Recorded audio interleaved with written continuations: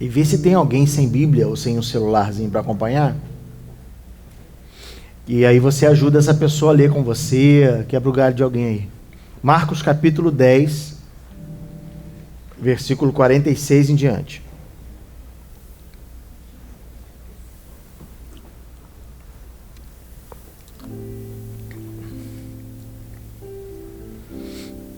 Amor, presta seu celular. Só para ter uma noção de tempo.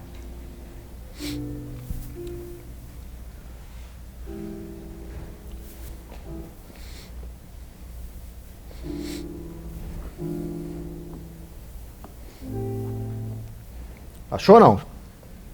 Podemos? Foram para Jericó. Quando ele saía de Jericó, juntamente com os seus discípulos e numerosa multidão, Bartimeu, cego, mendigo, filho de Timeu, diga filho de Timeu. Isso. Estava sentado à beira do caminho e, ouvindo que era Jesus, o Nazareno, pôs-se a clamar: Jesus, filho de Davi, tem compaixão de mim. Diga filho de Davi. E muitos o repreendiam para que se calasse, mas ele cada vez mais gritava: filho de Davi, filho de Davi, tem compaixão de mim. Parou Jesus e disse: chamai-o. E chamaram então o cego, dizendo-lhe: tem bom ânimo, levanta-te, e ele te chama. E lançando de si a capa, levantou-se de um salto e foi ter com Jesus. Perguntou-lhe Jesus: que queres que eu te faça? E respondeu o cego: mestre, eu quero ver. Então Jesus lhe disse: vai, a tua fé te salvou. E imediatamente tornou a ver e seguia Jesus estrada fora. Amém. Você pode orar comigo? Feche seus olhos, vamos orar.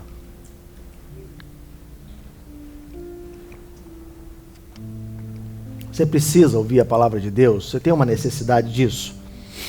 Então eu queria te pedir que, assim como você está, com os olhos fechados, com a cabeça curvada, você pedisse ao Senhor para falar com você.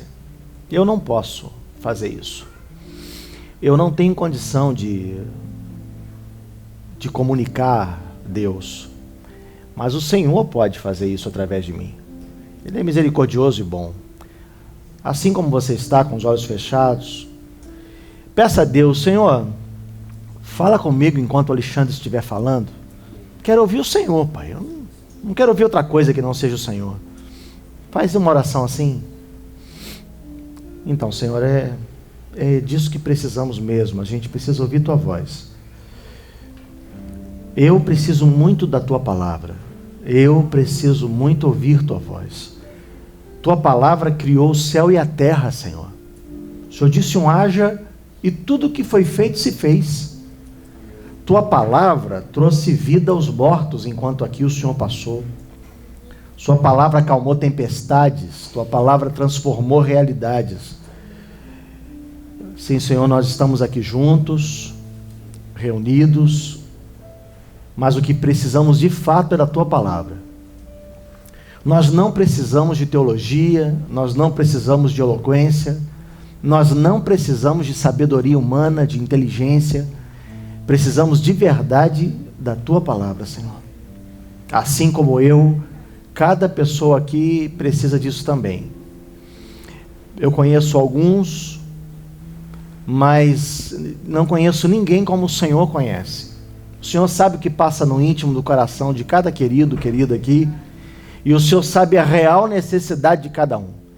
Nossa oração e o nosso clamor, Deus, é que a Tua palavra, não a minha, mas a Tua palavra, seja tão poderosa que transforme cada pessoa aqui a partir de hoje. Em nome de Jesus, ó Deus, dá um norte novo para a gente, Senhor, dá um caminho novo para a gente. Em nome de Jesus. Amém. Amém. Amém.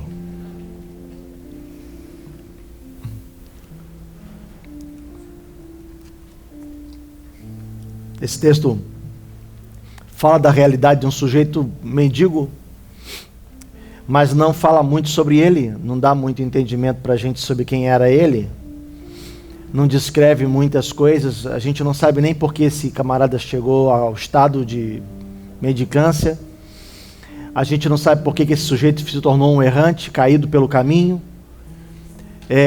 esmolando alguma ajuda, algumas esmolas, cego, ficava só ali, até o dia que ouviu falar de Jesus. Eu imagino que ele ouviu falar de Jesus muito antes desse relato que a gente está tendo aqui. Alguém um dia falou da fama de Jesus. Tem um camarada aí que faz milagres, que opera maravilhas, e alguém falou da linhagem desse camarada, disse quem era ele, qual era a história dele. Isso ficou marcado porque no dia que Jesus passou, ele entendeu que era a hora de fazer de Jesus o seu socorro e começou a clamar e gritar para que Jesus viesse até ele. E a gente já leu a história, você conhece, sabe o que aconteceu. Eu queria pensar com você, queria refletir com você sobre algumas marcas desse texto que me são assim muito, me chamam muito a atenção e talvez possa ajudar você também. A primeira coisa que fica muito explícito para mim foi por que é que não falaram nada do sujeito e nem sequer mencionaram seu nome.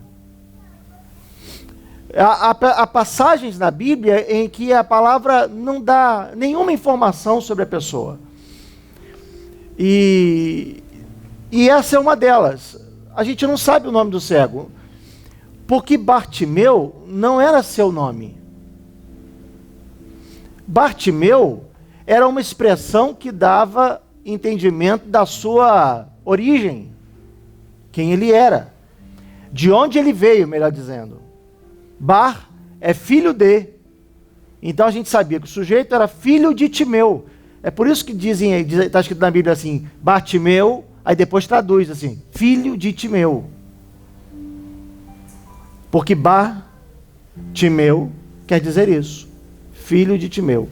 A Bíblia não dá o nome dele, não descreve muita coisa, e nos dá a entender que ele devia ser conhecido apenas como filho de Timeu. Naquele tempo, era muito comum que uma pessoa marcada por um grande mal fosse descrita pelos outros, tivesse uma marca na sociedade, como se esse mal fosse uma maldição de Deus. Assim, a mulher que não podia ter filhos naquele tempo, era muito importante ter filhos. Uma família era fundamental ter filhos, para o sustento da família, para a defesa, por uma série de motivos. Então, uma mulher que não pudesse ter filhos era entendida como uma pessoa que foi amaldiçoada. A gente tem vários relatos da Bíblia de mulheres estéreis que sofriam muito por isso e pediam a Deus um filho, ainda que esse filho não fosse ficar com ela, como no caso de Samuel, por exemplo, apenas para ser liberta do estigma de ser estéril, porque ser estéril naqueles dias era uma grande maldição. Essa mulher deve ter cometido um pecado muito grande para Deus não lhe dar filhos. Era assim que eles entendiam. Alguém que tivesse uma deficiência física, também era marcado assim.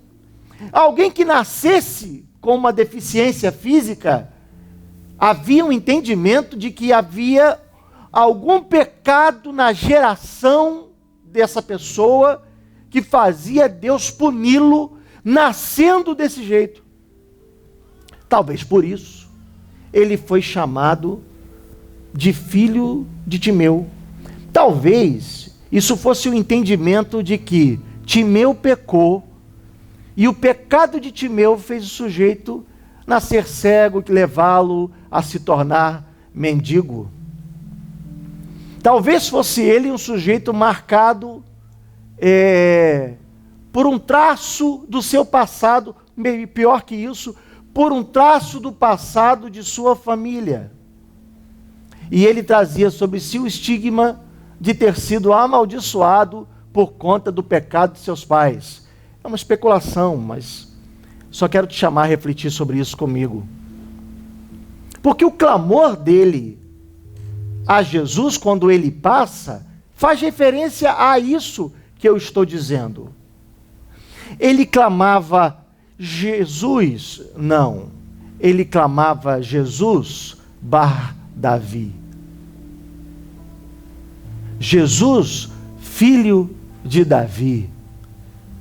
É como se ele estivesse gritando e dizendo assim: Jesus que tem uma linhagem diferente da minha. Jesus que vem de uma história diferente da minha. Jesus que vem de uma família diferente da minha. Jesus que já nasceu com uma marca muito melhor do que a minha. Tem misericórdia de mim, Jesus, porque a minha marca é ser Bartimeu, filho de Timeu. A minha marca não é como a sua marca. Jesus, que é filho de Davi, tem misericórdia de mim, que sou filho de Timeu. Jesus, que vem de uma linhagem de rei, tem misericórdia de mim, que venho de uma linhagem miserável. É como se ele chamasse a Jesus para limpar a sua linhagem, para limpar a origem da sua vida, de onde ele veio, para dar para ele uma oportunidade nova. O clamor dele era nesse sentido. Não era à toa que ele gritava poderosamente, com toda a força que tinha: Jesus, Bar Davi, tem misericórdia de mim. Às vezes, a gente fica marcado por um traço de família também. Tem muitas coisas que a gente não consegue vencer, que nasceram entranhadas na gente. Tem muitas misérias, muitas coisas que parecem amarrar a gente a uma condição de vida que parece repetir a história de papai, de mamãe, do titio, da titia, ou de um parente. Parece que existem histórias que se repetem e se tornam cíclicas. E de repente você se vê como tudo que você não queria ter. Não sei se já aconteceu isso com você. Tudo aquilo que você detestava no papai e na mamãe, tudo aquilo que você queria fugir, por mais que você tenha feito força, está lá, de alguma maneira, marcado em você. Quantas coisas são marcas, inclusive, negativas para a gente. E a gente percebe que, por mais que a gente tente fugir, todos nós somos, de alguma maneira, alguma coisa. Filhos de algum mal que veio de antes. Que a gente luta contra isso, mas está aí. Ele era mendigo e ele era cego. Mas o clamor dele ia na origem dessas coisas. O clamor dele parecia dar o entendimento de que esse homem tinha convicção de que era cego e mendigo por ser filho de Timeu. Eu preciso ser restaurado não apenas na condição exata, imediata, mas eu preciso ser restaurado na minha história, na herança genética que trago, na herança emocional que eu trago, na herança espiritual que me carrega. Eu preciso ser curado na história dos meus pais, eu preciso ser curado na família onde eu nasci, eu preciso ser vinculado em outra coisa. Jesus, filho de Davi, Bar Davi, tem misericórdia de mim que sou filho de Timeu. Me ajuda a restaurar a minha história, me ajuda a mudar a minha história, me ajuda a reescrever a minha história. Olha para mim, Jesus. Tem ninguém que pode olhar para mim melhor que o Senhor. Da origem de Davi, da raiz de Davi. O Senhor pode mudar a minha história, me identificar contigo, Jesus. O Senhor pode fazer alguma coisa. E eu queria pensar sobre isso. Eu queria dizer que ninguém consegue mudar ninguém. E não adianta você tentar fazer força, porque você é alguém. Você é filho de alguém. Você traz o traço genético de alguém. Você traz heranças espirituais também. Invariavelmente, as heranças, se em algum momento, em alguma circunstância da vida, se apresentam, parece que te acusando. Não adianta tentar fugir. Você é filho do seu pai. Não adianta tentar fugir. Você é dessa família. Não adianta tentar fugir, essa história está entranhada em você, marcada em você. E aí essa história só está relatada na Bíblia, e a gente sabe que não são todos os milagres que foram relatados. Eu acho que só os que foram valiosos, que Deus de alguma forma conduziu para que fossem marcados. Acredito então que essa história está marcada na Bíblia para dizer para mim e para você uma boa notícia, é de que só em Jesus e em Cristo é possível sebar outra coisa. Entendeu não? Só em Cristo eu posso ser filho de Davi. Eu posso ser filho de Deus. Que a palavra diz que Ele nos deu o poder de sermos o quê? Filhos de Deus. Ele nos adotou. Ele nos enxertou nele mesmo, videira verdadeira. Só nele é que é possível construir uma outra genética na alma. Só nele é possível eu impregnar em mim um outro caráter, uma outra oportunidade, possibilidade de vida. Tal qual o filho de Timeu, eu que sou filho de Alcenor, posso clamar, filho de Davi, tem misericórdia de mim. Eu não quero ter a marca humana miserável e desgraçada, cheia de falências que talvez esteja registrada na minha história passada, mas eu quero ser como você, ligado a um outro pai. Eu quero ser entranhado, complicadamente transformado. Tem misericórdia de mim. Você que tem outra história, Senhor. A gente precisa ter essa esperança e clamar do jeito dele. Eu queria usar esse texto para dizer a você que é possível ter uma outra história, mas apenas nele, só nele, só nele, só nele, só nele. O problema é que estar nisso sempre é um começo difícil, porque sempre vão haver aqueles que dizem para você que não é possível e que você não vai conseguir. Impressionante a insensibilidade de uma multidão no relato do milagre, que se aproxima de um sujeito cego e mendigo e diz: para de clamar, não importuna o mestre. Como assim? O relato do milagre diz que uma multidão, várias pessoas disseram para ele: ficar quieto, rapaz. Fica quieto, para de perturbar, para de clamar, não adianta. Me dá entendimento de que essa caminhada na direção da possibilidade de transformação da minha história é uma caminhada que precisa, em primeiro lugar, vencer essa multidão que se estabelece entre eu e o Cristo que me dá uma nova vida, que me enxerta na videira. Só é possível construir nova vida para mim se eu resistir a essa multidão, ou a esse mundo, ou a essa sociedade que vive me dizendo que não adianta porque eu vou ser assim mesmo. Não adianta porque eu nasci assim, vou crescer assim, vou morrer assim. Gabriela, não adianta tentar resistir porque papai era assim, porque o titio era assim. Não adianta porque esse é o teu temperamento. Não adianta porque essa é a tua tendência. Não adianta porque você é assim, desse jeito mesmo. Não adianta clamar, não adianta pedir, não adianta tentar servir a Deus, não adianta. E tem um monte de gente que vai dizer no teu ouvido que não adianta, que isso é você, é assim que é você assim mesmo. Mas quanto mais diziam isso para o cego, mais fortemente, diz o texto, ele clamava. Quanto mais diziam: cale-se, ele dizia: Jesus, Bar Davi, tem misericórdia de mim.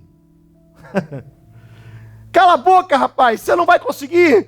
Jesus, Bar Davi, tem misericórdia de mim.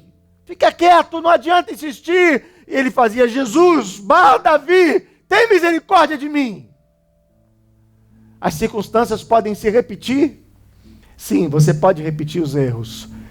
O que você não pode é parar de clamar: Jesus, tem misericórdia de mim. Muda minha história, muda minha vida. Ninguém garante que você não vai errar ao longo da caminhada. Mas eu garanto que se você não parar de clamar, alguma coisa vai acontecer. Jesus para o caminho. Ele interrompe. Ele podia ir até o mendigo, mas ele faz algo diferente. Ele diz: tragam ele aqui. Ele podia ter parado a caminhada e ido até o coitado. Mas ao invés de ir, ele parou e disse: me traga ele aqui. Eu acho que o que Jesus fez foi dizer: você que está mandando pará-lo, você que está mandando que ele se cale, você que está tentando pará-lo, você que está tentando impedir, levante-o e traga a mim. E isso me faz refletir duas coisas. A primeira é que você vai ser levantado por alguém em algum momento. A segunda é que essas pessoas que estavam impedindo e que de repente foram transformadas no acesso, são eu e você também. Quantas vezes, eu não sei você, mas quantas vezes eu me vi atrapalhando a relação de alguém com Jesus? Esquisito isso, mas eu me vi. Já cometi erros. Já errei com pessoas. E eu acho que a atitude do erro fez essa pessoa se afastar mais de Deus. Mas que bom que Deus dá a oportunidade a gente de consertar, né? Você está atrapalhando, mas agora você vai ajudar, volta lá. Você está tentando fazê-lo calar, mas agora você vai levantá-lo. Você já atrapalhou alguém? Você já pecou contra alguém? Você já impediu alguém?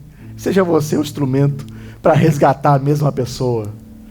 Alexandre, como faz isso? O primeiro instrumento de resgate é o pedido de perdão. Você já pediu perdão a alguém?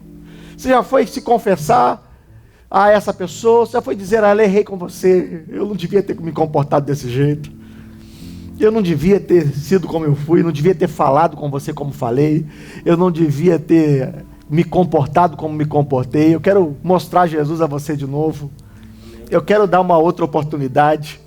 Jesus dá a ordem e as pessoas vão até o homem, constrangidas, imagino, dizendo: fica alegre, tem bom ânimo, ele te ouviu. Fica feliz, o Senhor te ouviu, o teu clamor não foi vão, o Senhor ouviu tua voz. Davi quer falar com Bartimeu, quer se aproximar de você, quer fazer algo por você. E aí acontece uma coisa que eu quero pensar com você. A Bíblia fala que ele largou a sua capa. Não foi alguém que tirou-lhe a capa, não foi Jesus que deu uma nova capa. Capa não tem nada a ver com a história, mais ou menos, mas ele larga a capa. Você sabe que a capa era a marca social de alguém? Os judeus usavam uma roupa e por cima da roupa usavam uma capa. Isso porque havia um conflito de temperaturas muito grande na Palestina. E era muito comum usar uma capa. A capa era a marca social de alguém. Era como se fosse o terno, sobretudo, que alguém pode usar hoje. Mas era a marca social porque príncipes eram reconhecidos pela beleza colorida da capa que usavam. Era uma casta diferente e a capa era marcada por isso. Por exemplo, sacerdotes eram reconhecidos. Quando Deus estabeleceu a vestimenta dos sacerdotes, ele disse que a capa dos sacerdotes deviam ser de um linho puro, fino, raríssimo. E o sacerdote era sobretudo reconhecido quando andava no meio dos outros pela capa que usava. Só um sacerdote usa uma capa assim. Os mendigos também eram reconhecidos pelo trapo que eram suas capas. Mas eram suas capas. Seja lá qual for a marca social de uma capa, ela era a capa que o sujeito tinha. Quero dizer, era a roupa que podia aquecê-lo durante a noite. Perder a capa era um grande prejuízo. Então, por isso, ninguém perdia a sua capa. Fosse a capa de um rei, fosse a capa de um mendigo, fosse a capa de um sacerdote, essa era a sua capa e ponto. Desde que não fosse um convite de Jesus. O convite de Jesus fazia alguém pensar em largar a sua capa. O convite de Jesus fez o homem se levantar e jogar de lado a sua capa. Talvez dizendo assim: eu não sei qual será a minha marca a partir de agora, porque ele vai mudar a minha marca.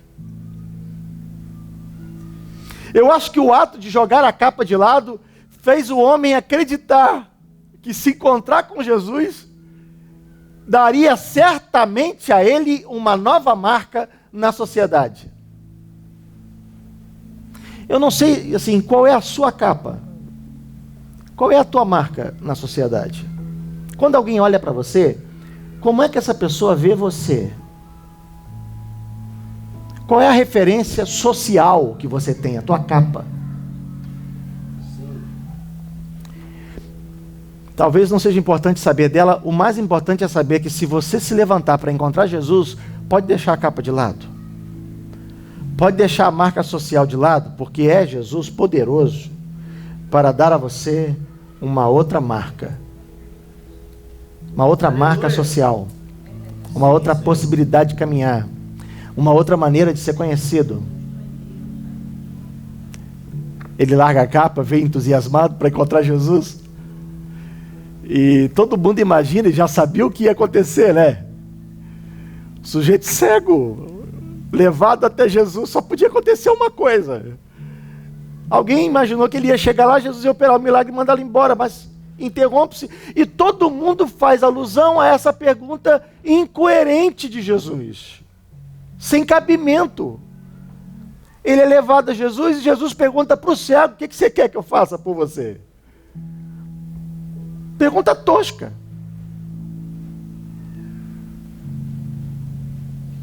O que você quer? Talvez não seja tão tosca assim, se a gente lembrar do clamor.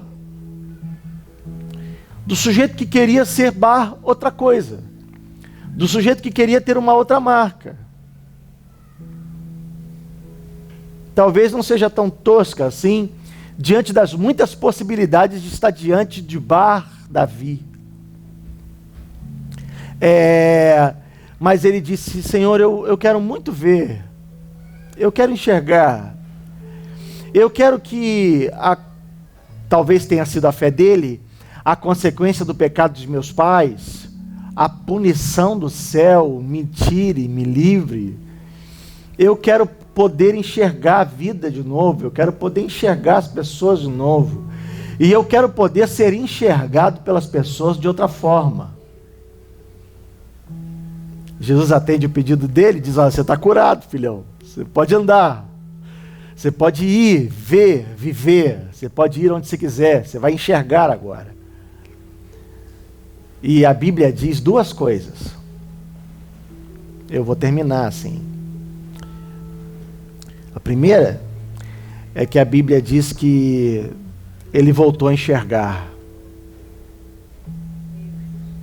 Ele ficou curado. Mas eu não acho que ele ficou curado da vista humana, porque quem é curado da visão humana rapidamente volta para o seu contexto de vida. Esse sujeito tinha parentes, por isso chamado de Bartimeu. Existiam outros Bartimeus, existiam outros filhos de Timeu. Havia parentes, havia pessoas para as quais ele podia voltar. Ele agora enxergava, estava curado. Era muito normal voltar. Você se lembra do milagre em que Jesus cura 10 leprosos?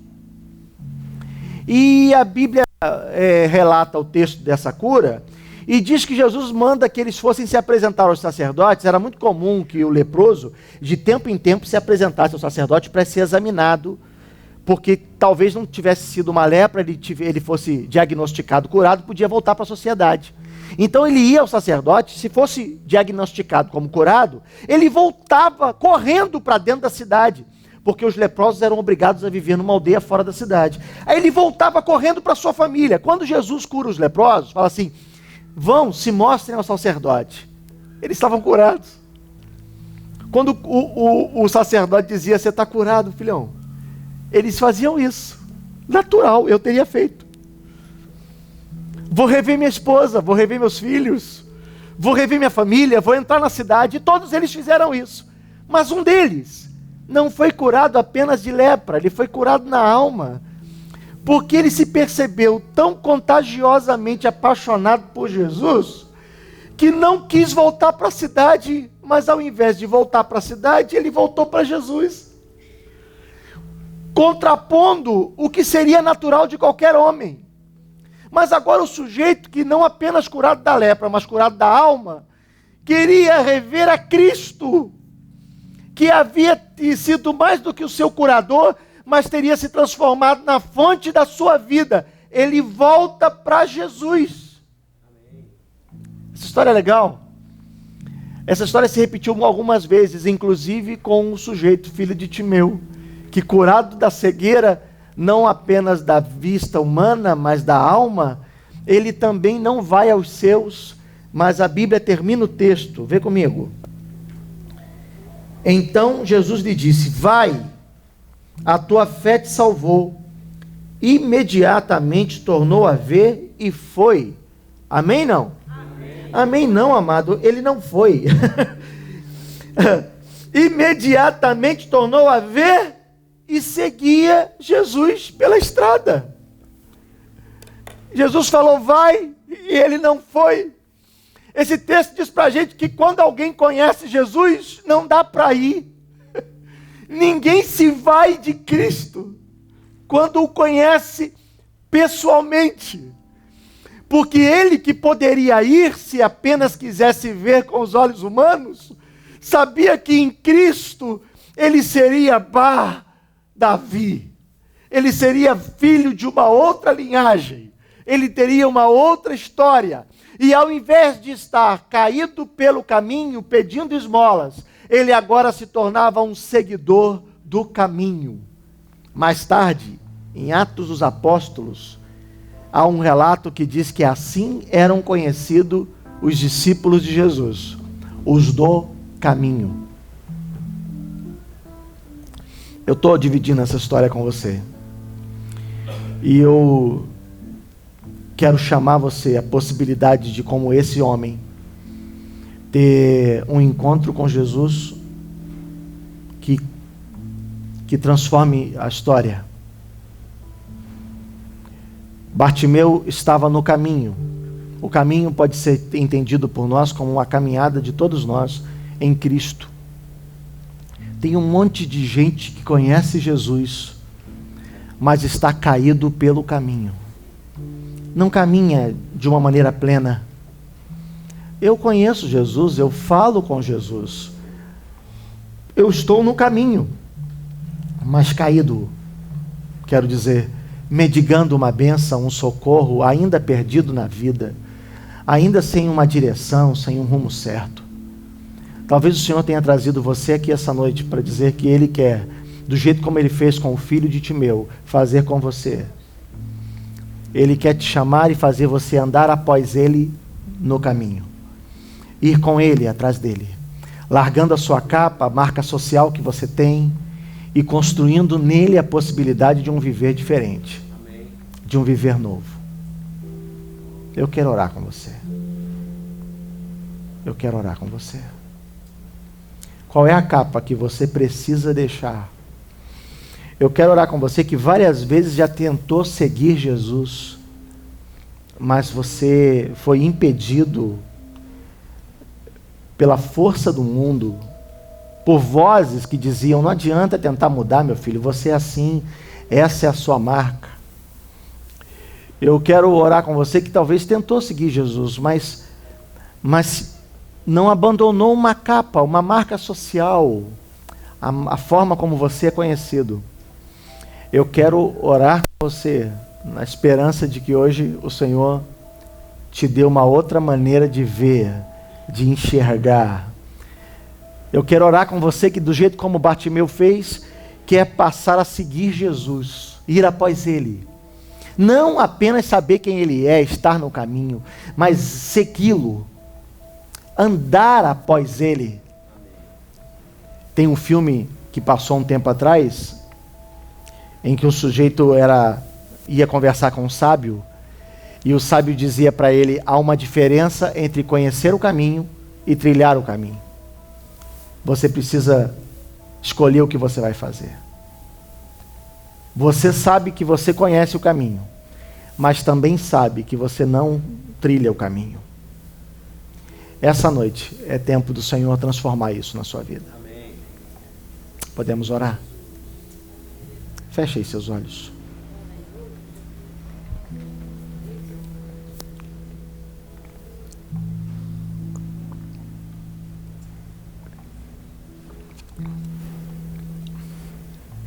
Você começou, antes de eu pregar, pedindo a Deus que falasse com você. Agora eu quero pedir a que você fale com Deus. Nós começamos aqui e eu pedi a você que você fizesse uma oração pedindo a palavra de Deus. E agora eu oro para que você tenha ouvido a palavra de Deus, o que dizer a Deus. Do jeito como foi com Bartimeu, você também precisa saber o que é que você quer. Jesus disse a Bartimeu: o que você quer que eu te faça? Afinal de contas, o que você quer? De verdade, o que você quer? E eu queria que, assim como você está hoje, você dissesse: Senhor, transforma a minha vida, vai. Eu quero ser como o Senhor, eu não quero repetir a história. Eu não quero ser estigmatizado, a minha capa eu já deixei lá atrás. Do jeito como Bartimeu lançou a capa fora, eu lanço a minha também. Eu lanço a minha história, eu lanço a minha marca, e eu quero ter uma outra vida. Fala isso com o Senhor. Aí onde você está, em oração. Senhor Jesus, eu sei que há pessoas aqui que, ouvindo uma palavra como essa, dizem: eu sou como Bartimeu. Por mais que eu tenha me esforçado, eu não consigo deixar de ser como a minha família. As marcas negativas da minha família, da história, da linhagem, vivem me perseguindo. Eu me vejo sempre repetindo coisas que eu não queria fazer, sendo coisas que eu não gostaria de ser. Mas, Senhor, nessa noite, do jeito como o Senhor encontrou Bartimeu, o Senhor nos encontra também. E o Senhor constrói para nós uma possibilidade nova, um novo e vivo caminho no seu sangue. O Senhor nos dá a possibilidade de nos encontrarmos contigo, Senhor. Então, Senhor, como o Senhor fez lá naquele tempo, parou e ouviu o clamor de Bartimeu. O Senhor esteja parando hoje aqui e ouvindo o clamor de meus irmãos, que agora com os olhos fechados e cabeças curvadas, estão dizendo: eu também preciso de transformação. Eu preciso que o Senhor cure a cegueira. O Senhor cure a insensatez dos meus caminhos. O Senhor me cure da estupidez que me faz tomar decisões erradas. Eu preciso que o Senhor me ajude a ver a vida de um outro jeito. Eu preciso que o Senhor me socorra, Senhor. Em nome de Jesus. Em nome de Jesus, ó Deus. Mais do que um encontro com um grupo neste lugar, cada um aqui esteja tendo um encontro contigo de verdade, sendo curado, restaurado e lavado no teu sangue, e encontrando a possibilidade de um caminho novo. Amém. Do jeito como Bartimeu, o Senhor passou a te seguir. Quem ora comigo agora tenha também a mesma decisão de te seguir, Senhor. Em nome de Jesus. Amém.